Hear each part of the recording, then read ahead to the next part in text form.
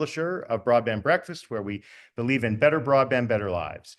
I'm actually in sunny South Florida for Metro Connect conference that's just concluded. It's been an incredible event, and hopefully there won't be too much hall traffic as we navigate the next hour. We're here today to talk about a very important topic on copper theft and broadband vandalism. But before we introduce our panelists, I just want to remind everyone that we host this event, Broadband Breakfast Live Online, every Wednesday at 12 noon Eastern Time. We have been doing it nearly 5 years, coming up on that 5th anniversary shortly. I expect more announcements later on that. But it's part of our effort to keep this community together. Obviously, the pandemic struck. That was the big day, Friday the 13th, 2020, and that was our first show. And again, we've been doing this on a weekly basis ever since, and we're able to do this because of support from our sponsors. We're grateful for each of them. They include Utopia Fiber, Comcast, Ookla,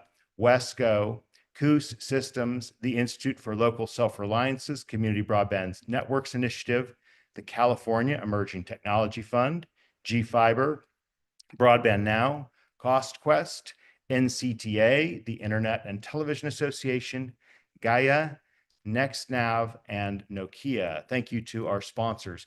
We also, as most of you know, we do reporting and gather this community together. And there's news on Broadband Breakfast every day about America's broadband build out. We encourage you to visit all the stories. You can sign up for free to get access to up to 5 stories a month, and then we invite you to become a Broadband Breakfast Club member for just $99 a month or $590 a year, and that gives you unlimited access not only to all of our daily news stories, but to special exclusive content, exclusive reports, videos from our conferences. Speaking of conferences, we are super excited about our upcoming event on Thursday, March 27th, Data Centers, Nuclear Power, and Broadband. It's really a look at the AI infrastructure, the energy needs, and how it ties into broadband expansion. It's available, information about it is available on Broadband Breakfast, just at the top. Click on the Data Centers event. But also, we're doing a free preview of that event next Wednesday. So our Broadband Breakfast Live Online next week is on data centers and some of the new issues in data centers. That, again, both a topic in its own right and also a free preview for the upcoming conference. Well, with that, let's go ahead and introduce our panelists. We're very excited. We got a last minute addition to the panel. Thank you for being with us. I'm going to introduce them in the order that they will be speaking to us in their opening statements. We're going to hear first from Alex Menard, Vice President and Lead Legislative Counsel at NCTA, the Internet and Television Association. Alex, in that role, is responsible for NCTA's federal and state legislative portfolio and for the association's advocacy with national intergovernmental entities. And previously he was at the FCC managing high-cost universal service fund program. Thank you for being with us, Alex. Alex will be followed by Lynn Folensby, who is the Vice President for Strategic Initiatives and Partnerships for U.S. Telecom. U.S. Telecom, of course, represents many of the major telecommunications companies in the United States. And as such, Lynn leads the association's efforts on state and third-party engagement regarding the broadband industry. She served as Vice President, Policy and Advocacy at U.S. Telecom, where she worked on policy analysis and legal regulatory support on a range of issues, including universal service, deregulation, privacy and community, and consumer protection.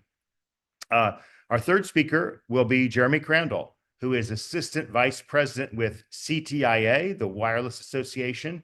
Jeremy is responsible for advocating on state and local policy issues related to broadband and infrastructure, and brings 18 years of experience in state policy advocacy. We're hearing a lot about states and state roles, and there's a reason for that, I'm sure. But Jeremy previously worked across multiple states for the National Association of Community Health Centers, Blue Cross Blue Shield Association, and Pew Charitable Trusts.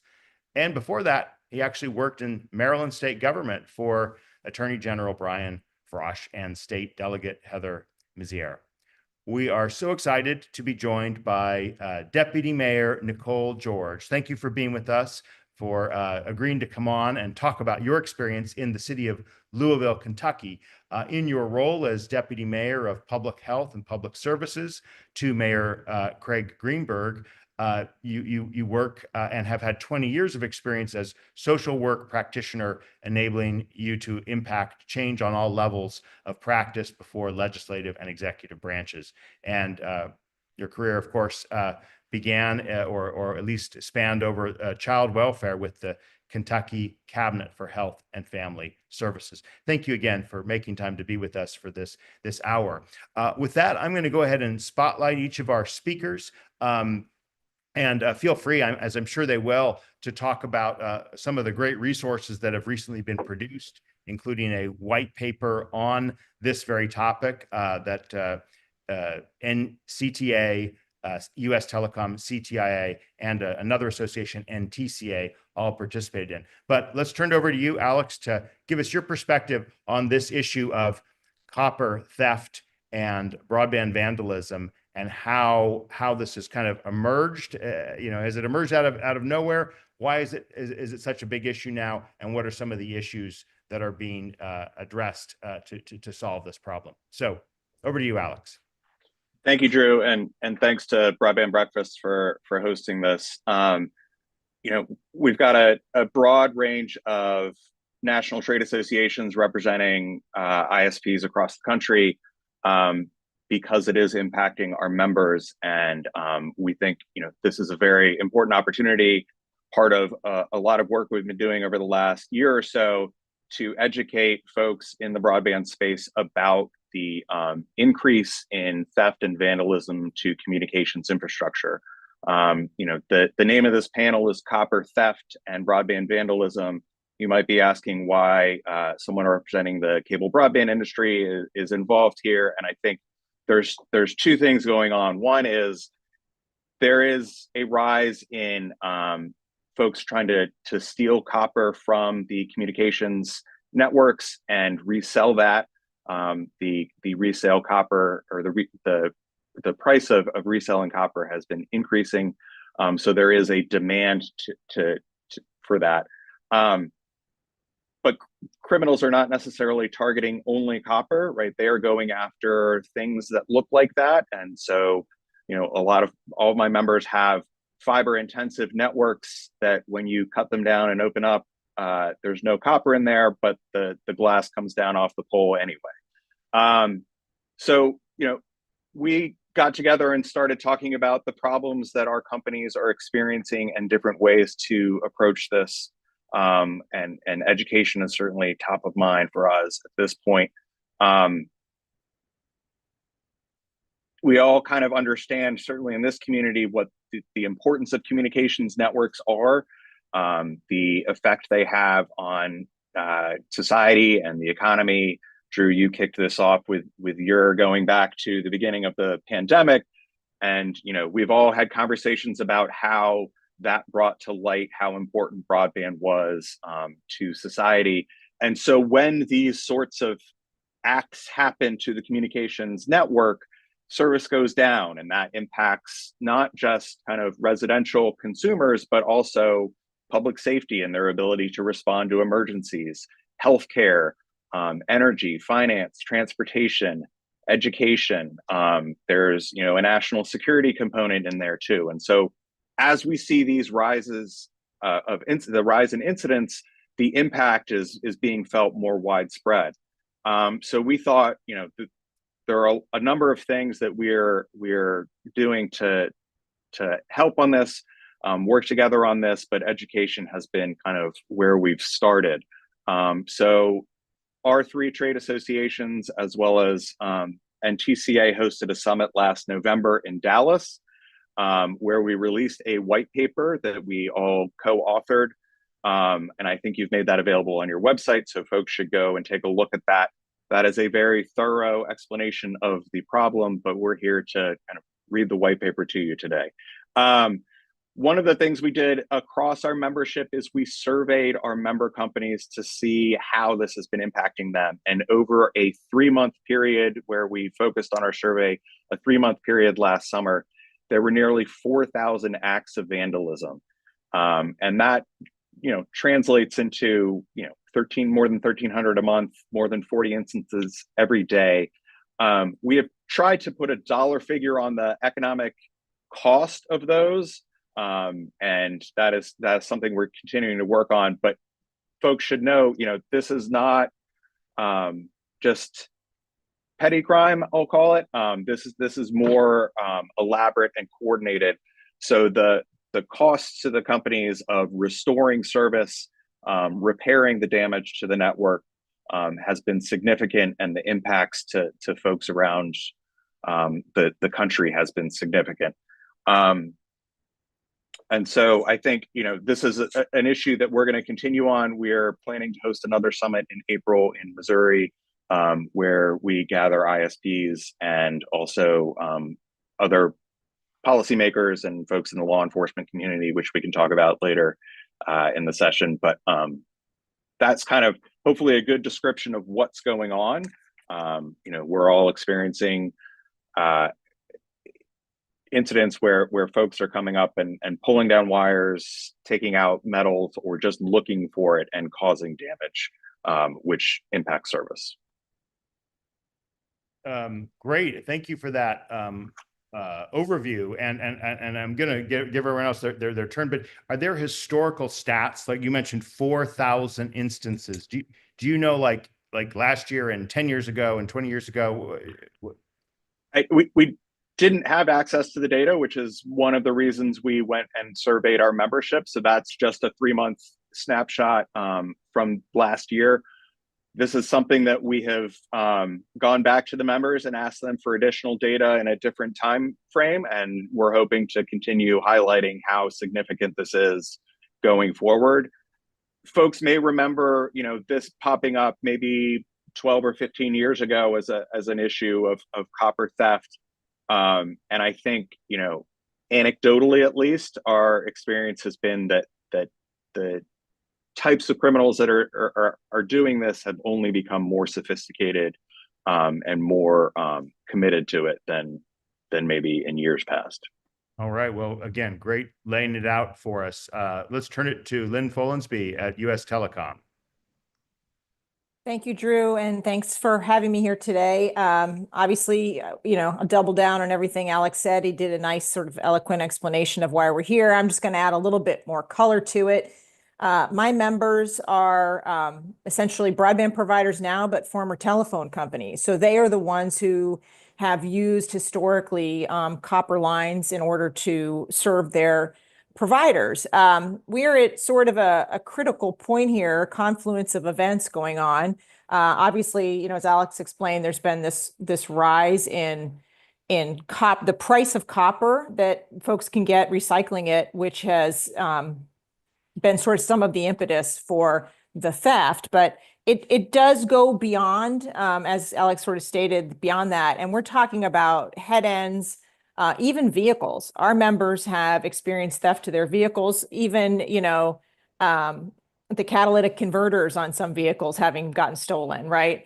There is a wide range of theft and vandalism. And as Alex said, of course, it puts the networks down. Why this is so critical now is, we are we have been since the pandemic and some of the COVID support money and Infrastructure Act money is, going out the door to essentially fund the deployment of new broadband networks. So as we are doing that, we need to be really, really focused on protecting those networks.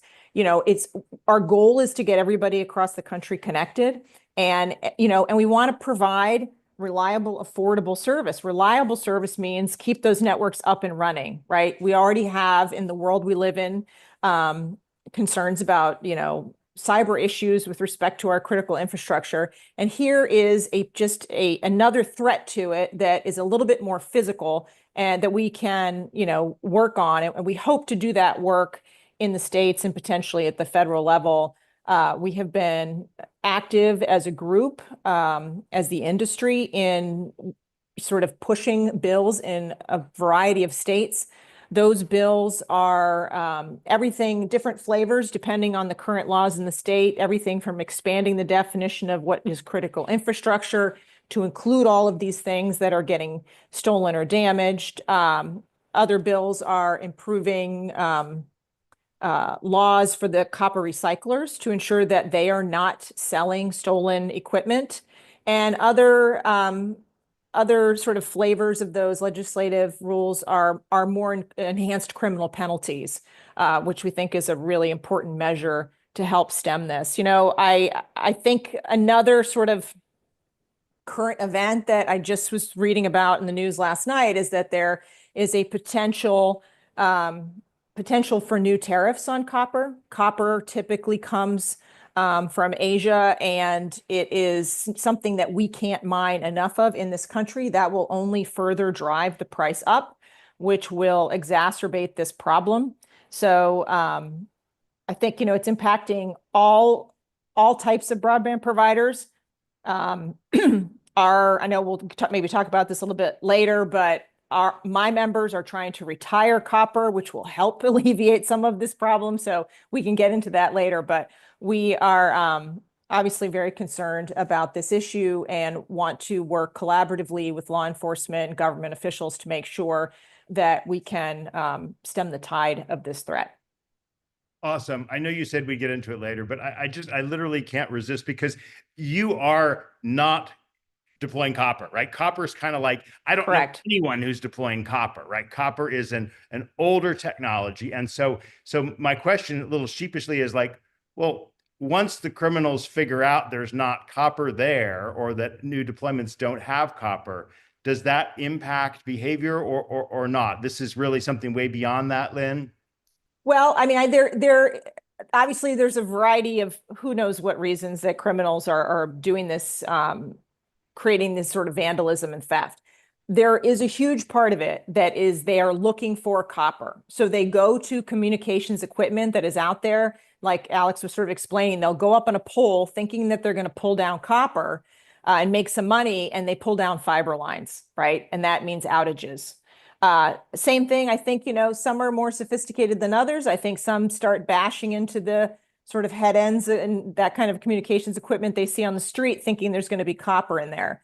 So I think not having it in the networks, and certainly not having it active in the networks, is very important, because it is very, very hard. The copper networks that are out there are very, very hard to repair. Very energy.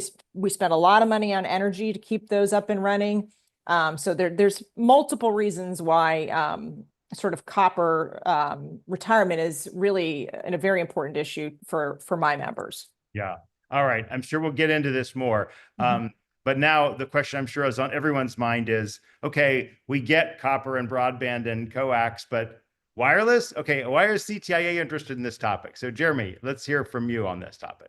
Yeah, thank you, Drew, and thank you for having me. Just as a little bit of background for folks that are not familiar with CTIA, we represent a broad swath of wireless industry stakeholders, including wireless carriers such as AT&T, T-Mobile, US Cellular, and Verizon, infrastructure leaders such as American Tower, and a range of other stakeholders. Specific to Drew's question, I do actually want to level set a little bit why this is so important to the wireless industry, and I'll start with just sharing some data. So we survey our members every single year to gain an understanding of consumer demand for wireless services in this country, both where we are and where we are going, and the policies and resources needed to get there. And so I want to share a couple of data points. Wireless users in America, whether it's small businesses, corporations, governments, college students on their iPhone, everywhere in between, they used in 2023 100 trillion megabytes of data. Now, that is the largest single year increase ever. It's double the amount of 2 years ago, and it's more than what was used from 2010 to 2018 combined. That is a massive amount.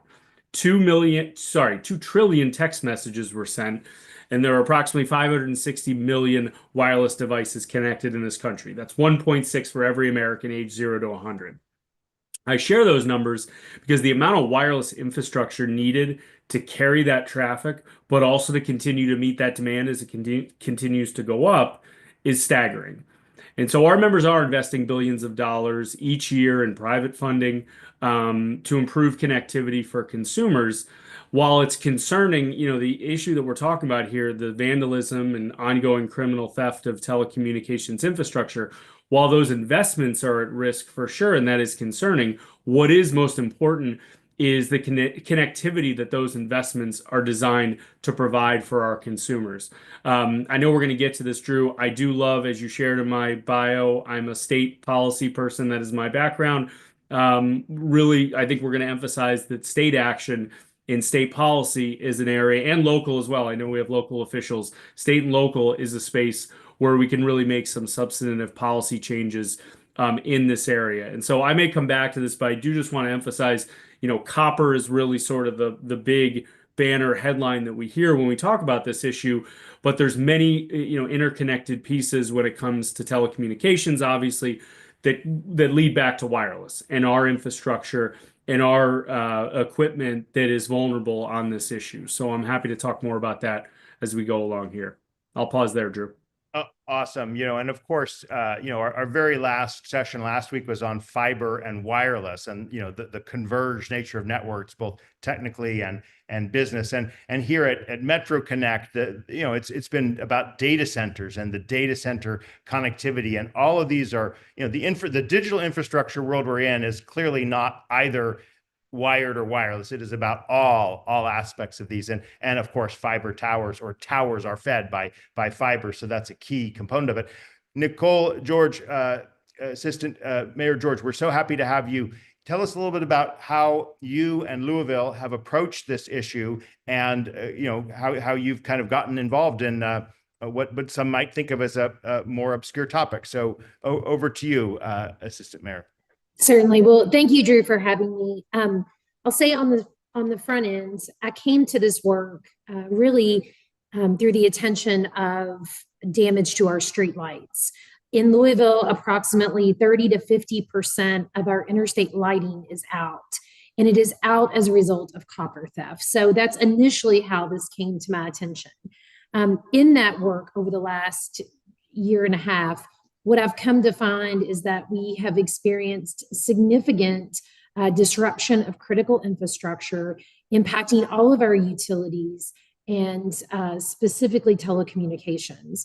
So in delving in and really being able to connect with partners, what we see is whether it's our electric company and the impact that results in power outages to constituents, or if it is to telecommunications, where just last summer we saw an incident of theft that left our 911 and Metro call system vulnerable.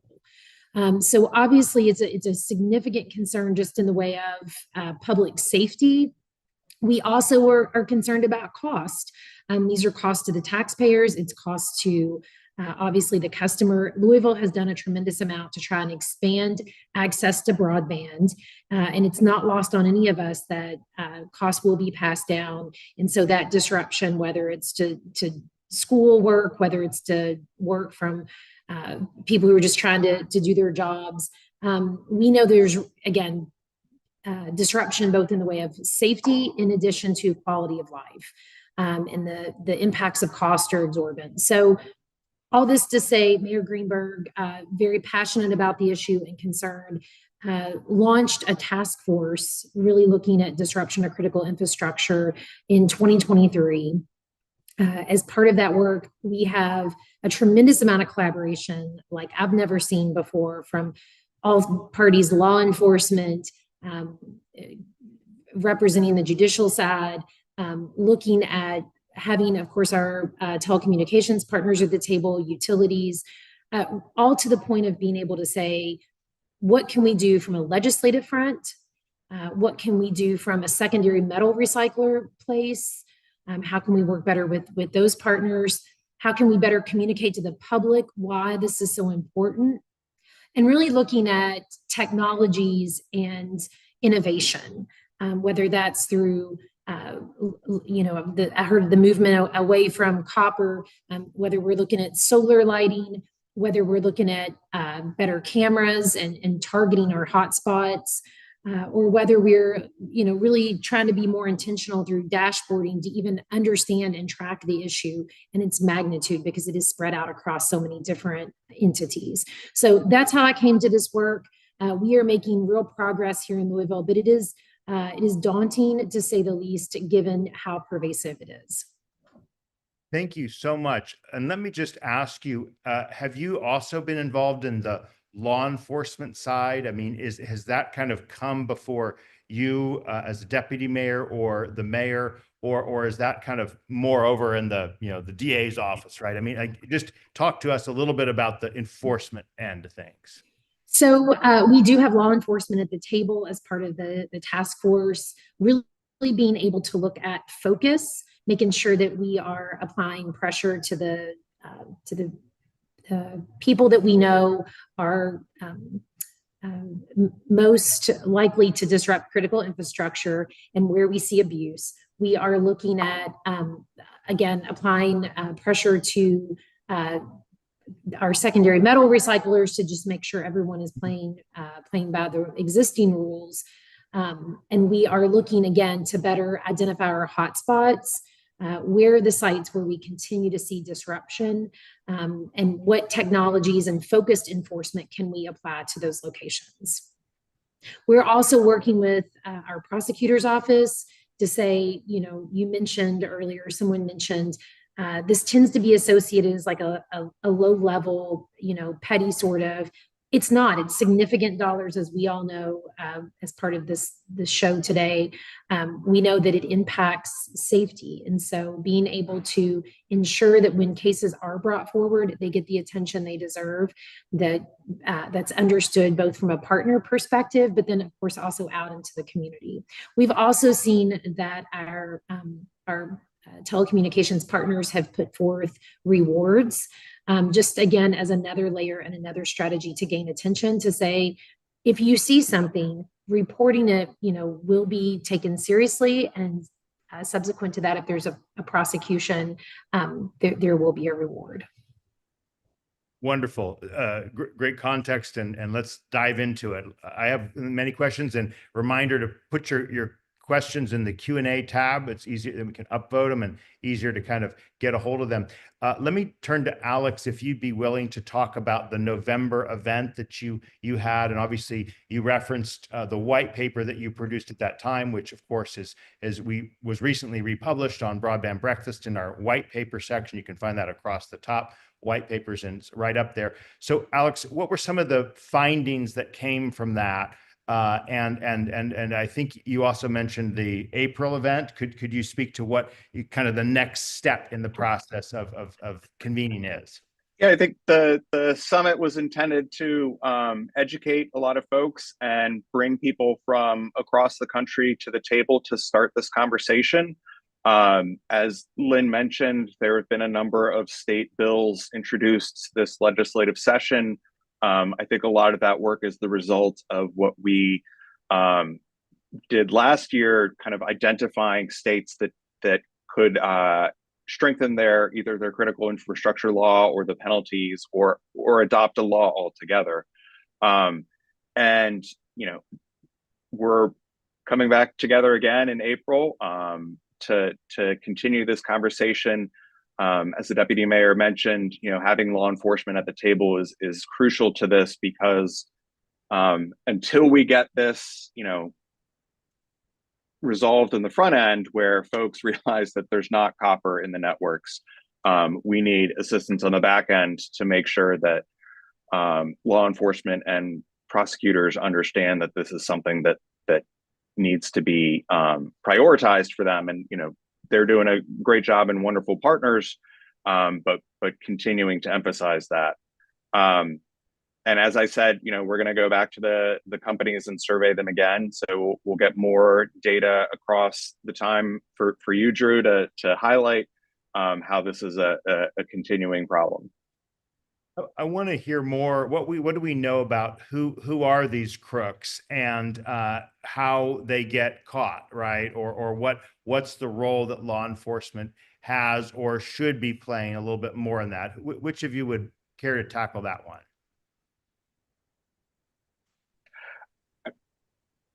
I can Happy to tackle answer. it. I'll Go go ahead. ahead. Yeah. I mean, I think there's a variety of reasons. We can't really speculate on all motives, but I know that there seems to be, based on our conversations with law enforcement officials, that there are folks that are trying to steal copper to get money to essentially feed their drug habits. So that is sort of, there's that level of, criminal theft. I think there's also just folks who are motivated they want to take the networks down for one reason or another. I mean, I don't know that there's really one particular bad actor, but a variety of flavors of folks that just seem to think this is worth their time. Right. Well, you mentioned the price rise, right? Yes. Let's just get some history on this, right? Was the price big 12 years ago when the last time this came around? And Yes. Okay. Yeah. So the levels of crime tend to fluctuate with the cost of copper, with the price of copper. Yeah. I guess that the other thing I would add on, Drew, is, I mentioned earlier that it's not just petty theft. So there are folks we know anecdotally have done damage to the networks to get copper to feed their drug habits, or people who are just vandalizing the network. But I think, and it's right there up front, I love it, a photo in the white paper of a buried shipping container that folks used to steal the wires and then burn off the sheathing to access the copper. And so just to kind of wrap your head around how sophisticated you have to be to get involved in that, right? You need to buy a shipping container. You need to be able to bury it. You need to find somewhere to burn off the sheathing, right? So this isn't just kind of a smash and grab thing. This is, in some places, more coordinated and sophisticated than that. Well, I can't resist mentioning, we did have on Broadband Breakfast Live Online last year, a fellow who was involved in broadband deployment in South Africa. And he specifically mentioned that copper theft was such a problem in South Africa that was a bit of a driver towards fiber networks. Now, I don't quite know how they educated the crooks. There's no more copper here, guys. But, he cited that as a major reason for a transition to fiber. But again, I don't have the hard stats about it, right? Jeremy, do you want to weigh in a little bit on the crime or the way it concretely impacts CTIA members that led you to get involved in this topic? Yeah, I'd be happy to. I defer to my colleagues on the identifying the crooks piece, as you referred to in your question. Yeah, so speaking about wireless specifically, so we obviously surveyed our members as a part of development of the white paper, but I want to go back to what you started with, Drew, about how all of our various networks are interconnected and how that leads back to our industry and specifically the wireless industry. And so if you think about it, in addition to the copper assets, some of the most significant exposures for our companies are things like cell site batteries, cell site engineering equipment, overall, Lynn referred to it, just overall site sabotage actions, trying to take down some type of network for whatever purpose the perpetrator has in mind. I will reference one individual incident that was shared with us.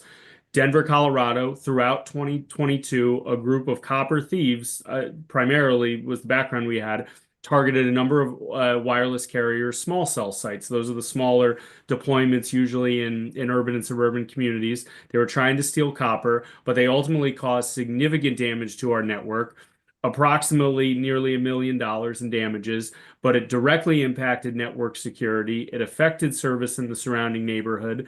Our carrier ultimately was able to work with law enforcement to apprehend those that were responsible, but there was a significant impact on our networks. Obviously, anybody that lives or runs a business or is operating or going about their daily lives in and around that network has a significant impact. But I will just sort of summarize all that with what was not a surprise, but was very enlightening, is when we asked our members, tell us what type of exposures you saw.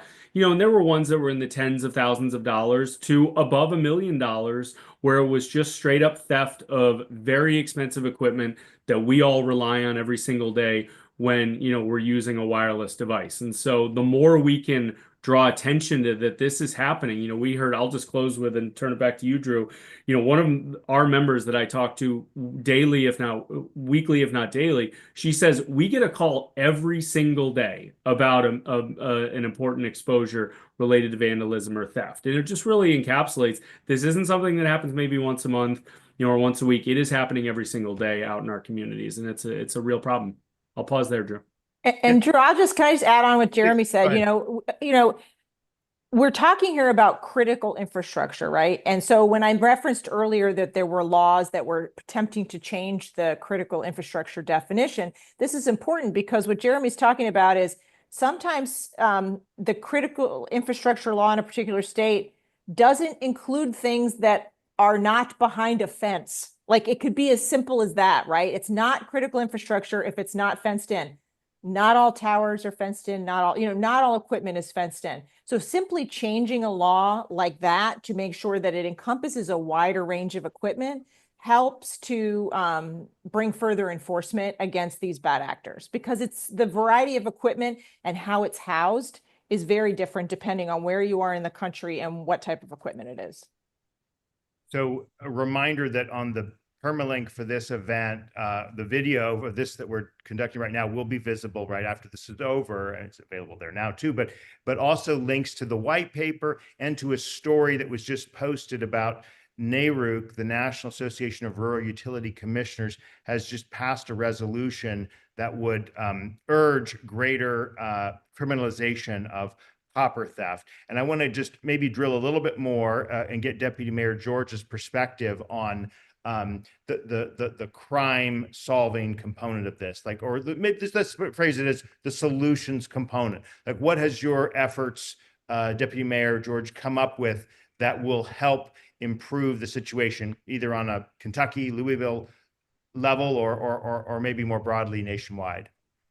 So I think it's all the things you've heard already. It is one, making sure that we're applying focus, both from the law enforcement side as well as from the prosecutorial side.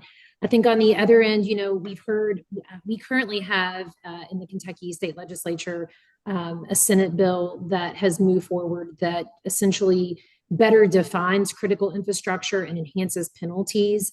So that's moving forward, and we think has a real chance to move this session. At the local level, we are looking to enhance our local ordinance, looking at an array of strategies, mostly focused on what happens when someone takes the copper to a secondary metal recycler and what's required at that time. So again, we're looking at an array of strategies, all things from legislative to really being able to apply better focus. Because as you can appreciate, if you're, law enforcement agency, most are strapped in the way of staffing. And so it can sometimes feel like a moving target because we have not historically done as strong a job identifying our hotspots, identifying, keeping a banning list of those individuals that we know have upwards of, the question had been asked of like, who's doing the theft?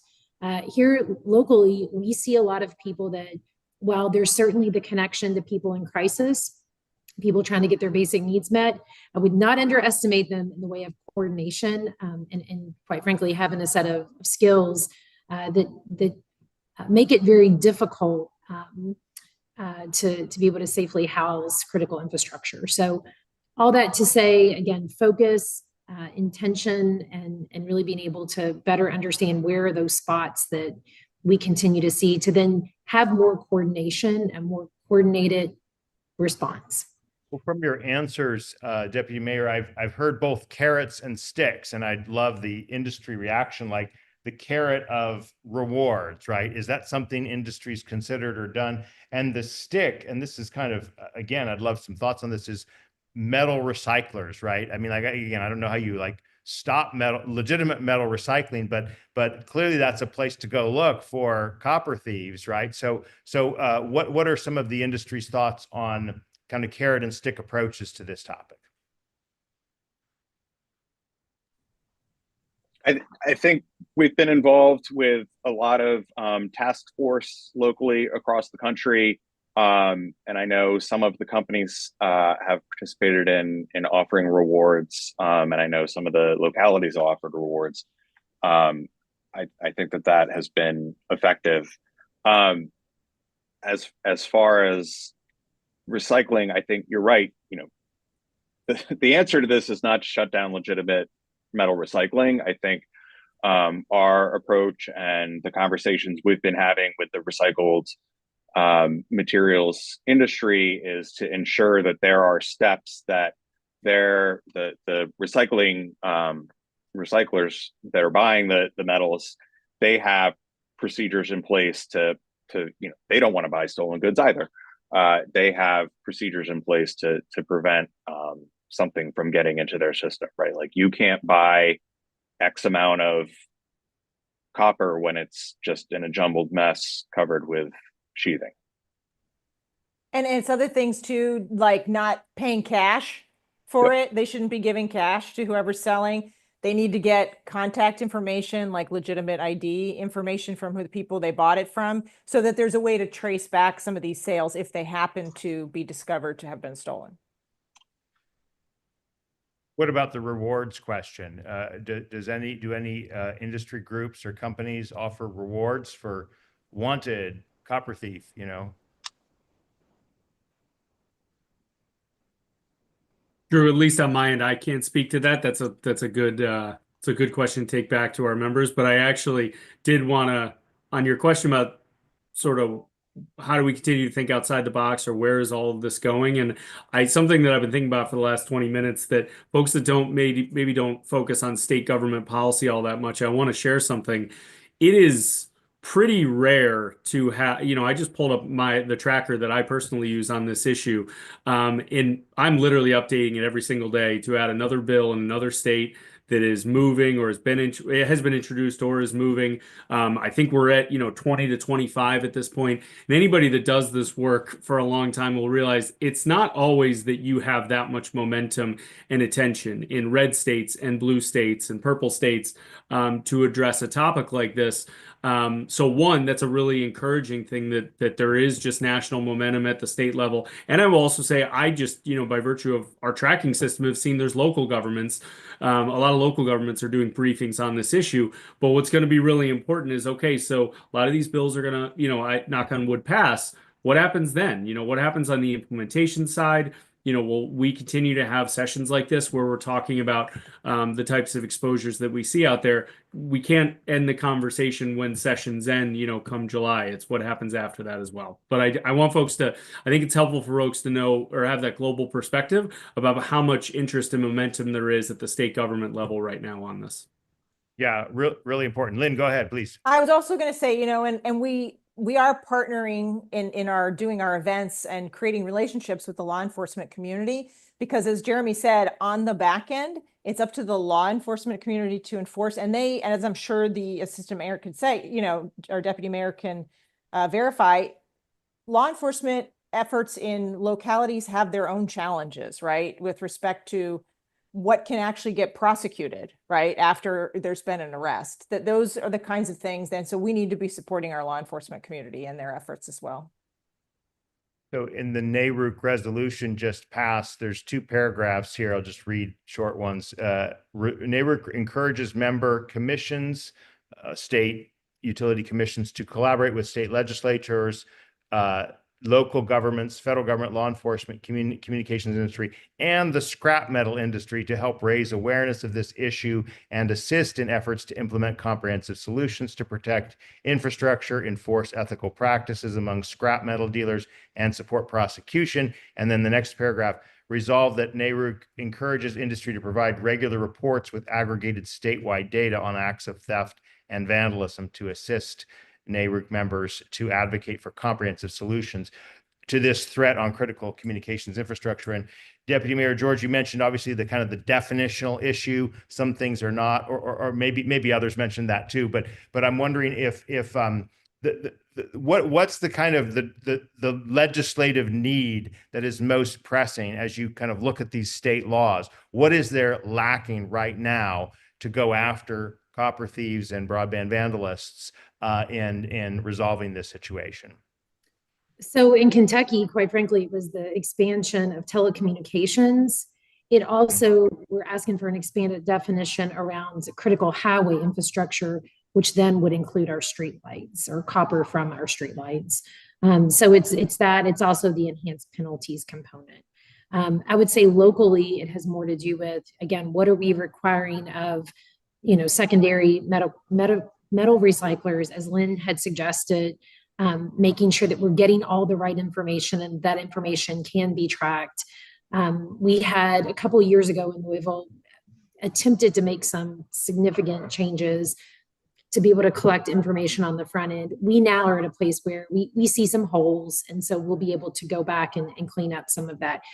On a positive note, I will say, as part of this process, for the secondary metal recyclers that are at the table, those partners have been very strong, and I think can help us both inform ways that we can enhance enforcement in a way that doesn't disrupt business for people doing legitimate sales, and at the same time be able to fill the gaps of where we know we're seeing people not follow what we had envisioned initially from a local standpoint. Others? Alex, what do you think is the biggest weakness in state law, or the state laws that you've looked at? I think I would just echo the variety.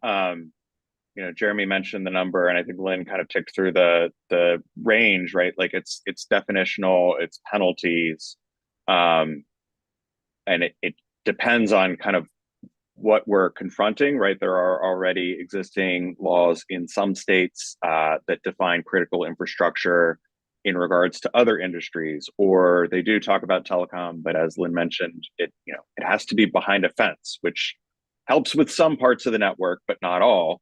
And if the criminals know that they can go after the stuff that's not behind the fence, then they'll do that. So fixing definitions like that, increasing penalties, right? To go back to the point that this isn't petty theft, that this has actual economic costs to the companies, the providers, but also economic costs to the communities, that the penalty should be significant enough that both deter further acts, but also, provide law enforcement with the right incentives and tools to prosecute these crimes, and in addition to the other ones that they're pursuing.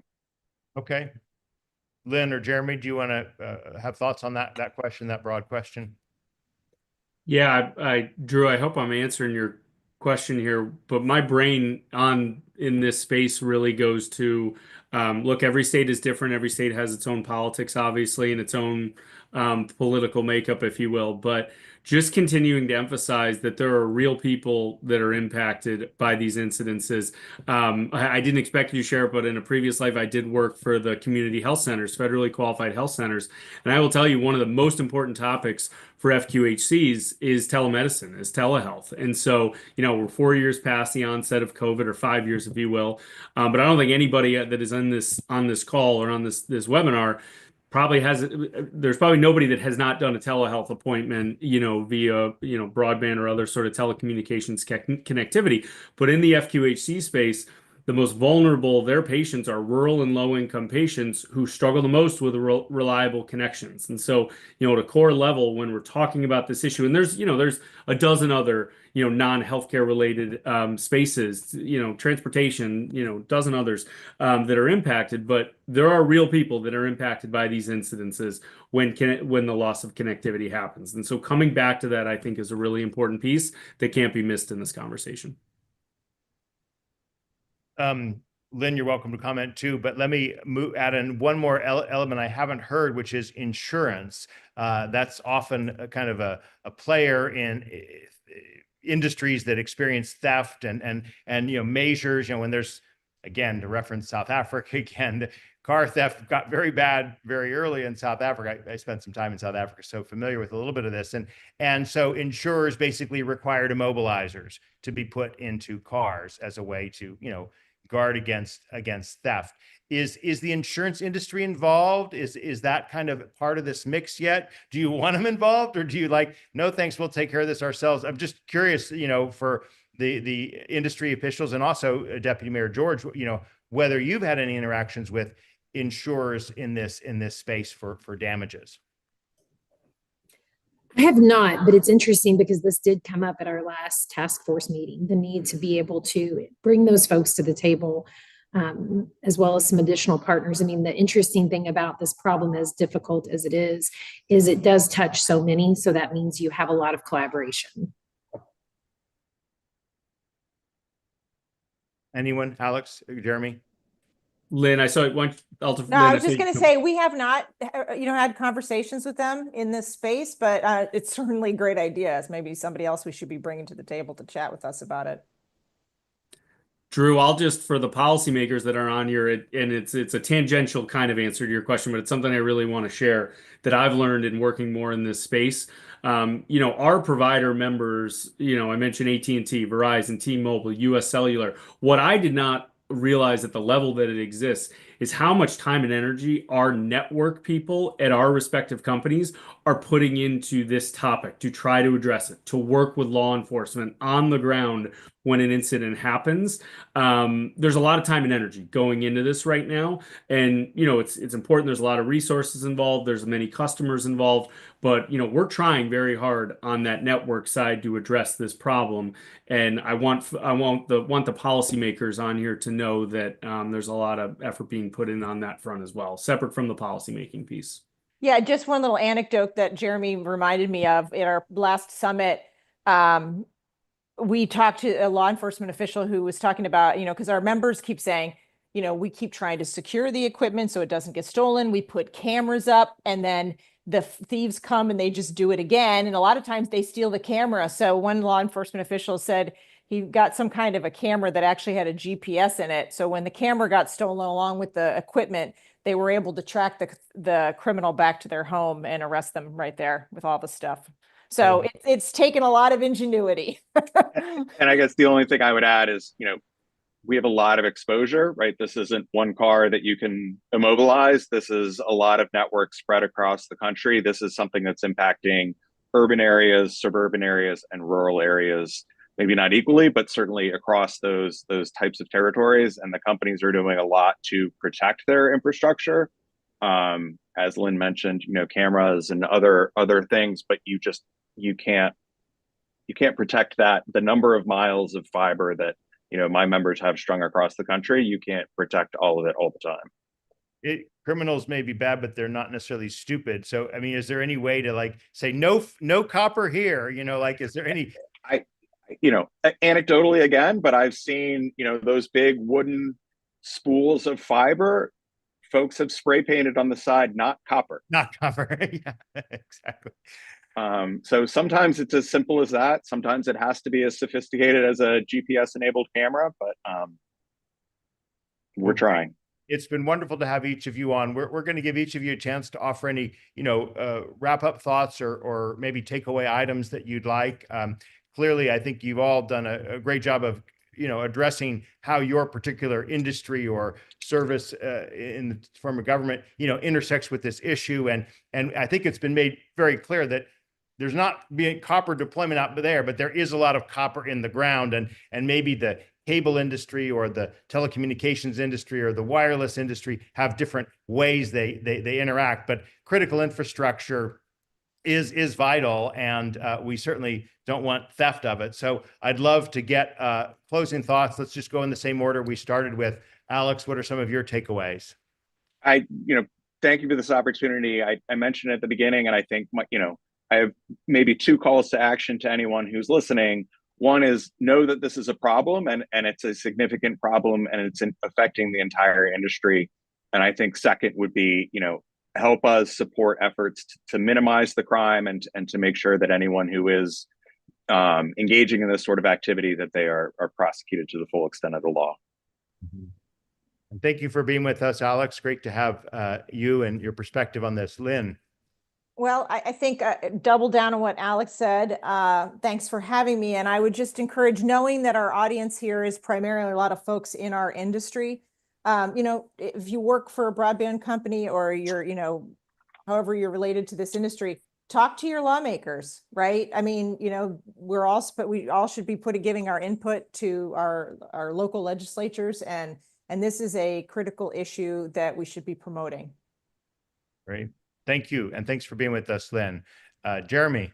Yeah, Drew, my closing thought, and Deputy Mayor George was talking about streetlights, and I didn't have a proper appreciation for it, but we are on a trend where we want to be able to use, whether it's our wireless devices or the components in our home, we want to have more traffic and more video and more data going through those at every minute. We often want more streetlights. And at a core level, I think we forget how much infrastructure is there now and how much is going to need to be there 5 and 10 years from now. And so this problem is only going to get more challenging for us. And so, we've got a big year with states doing bills this year, but we got to keep working on it beyond that as well. And thank you for having CTIA. My pleasure. Our pleasure. Deputy Mayor Nicole George, thanks again for last minute addition. And you brought so much insight and real world practical experience to this. What are your closing thoughts? What do you want to see next on this topic? Well, first of all, just continued attention. I greatly appreciate the spotlighting and the platform to be able to speak about it. I think there needs to be more of that as we continue into the community. And really just want to say that it's refreshing to work on a problem where you do have so much support. It's a nonpartisan issue in that we all depend on the critical infrastructure, and we should all be working toward ensuring its sustainability. Thank you. Well, and thank you. And on behalf of each of our panelists, a reminder that we are here every Wednesday at 12 noon Eastern Time. Next week, we're going to be talking about the future of data centers as a prelude towards the March 27th event, Data Centers, Nuclear Power, and Broadband. I'm Drew Clark, and we'll see